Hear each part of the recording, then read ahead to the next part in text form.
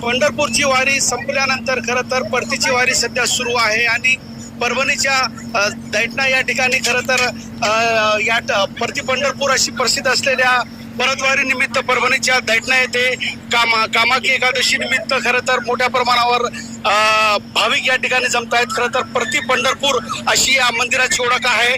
ठाकूरबुवाची समाधी या ठिकाणी आहे। खरं तर 350 वर्षापेक्षा अधिक याला इतिहास आपण या ठिकाणी पाहतोय।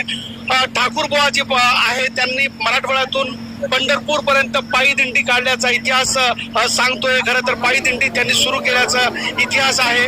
ठाकूरबुवा तसेच धीरजगीर महाराज यांच्या समाधीचे दर्शन घेण्यासाठी तब्बल 2 लाख पेक्षा अधिक भाविक सकाळपासून दिवसभरात दर्शन या ठिकाणी घेतात। मोठ्या प्रमाणावर भाविक या ठिकाणी आपण जमल्याचं आपण या ठिकाणी पाहतोय। खरं तर वारीचे 4 जे मुख्य फळ आहेत त्यापैकी एक पहिला फळ आहे ठाकूरबुवा यांचा।